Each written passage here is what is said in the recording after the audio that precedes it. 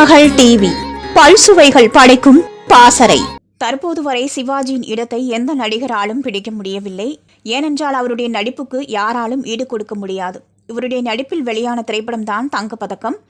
1974ஆம் ஆண்டு பி. மாதவன் இயக்கத்தில் சிவாஜி கணேசன், KR விஜயா ஆகியோர் நடித்திருந்தனர். இப்படத்தில் கண்டிப்பான மற்றும் உறுதியான போலீஸ் அதிகாரியாக SP சௌத்ரி கதாபாத்திரத்தில் சிவாஜி கணேசன் நடித்திருந்தார். ஒரு போலீஸ் அதிகாரி எப்படி நடந்து கொள்ள வேண்டும், எப்படி வாழ வேண்டும் என்பதை தனது அற்புதமான நடிப்பின் மூலம் சிவாஜி கணேசன் காட்டியிருந்தார். இப்படத்திற்கு MS விஸ்வநாதன் இசையமைத்திருந்தார். இப்படத்தில் இடம்பெற்ற சோதனை மேல் சோதனை, நல்லதொரு குடும்பம் பாடல்கள் நல்ல வரவேற்பு பெற்று வந்தது.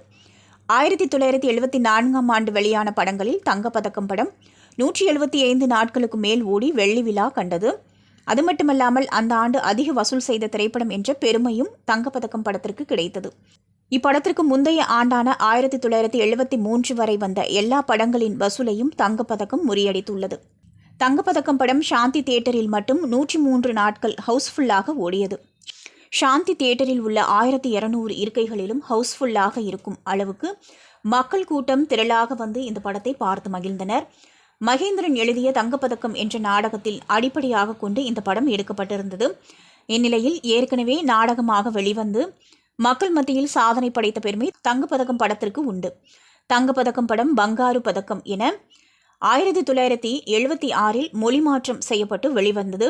அதன் பிறகு இப்படம் கன்னடம் மற்றும் ஹிந்தியிலும் ரீமேக் செய்யப்பட்டு வெளியானது. ஒரு படம் இவ்வளவு சாதனை படைக்க முடியும் என்றால் அது சிவாஜி படமாக மட்டுமே இருக்க முடியும். திருமகள் டிவியை லைக் செய்து உங்கள் நண்பர்களுக்கும் ஷேர் செய்வதுடன் சப்ஸ்கிரைப் செய்து ஆதரவு தாருங்கள்.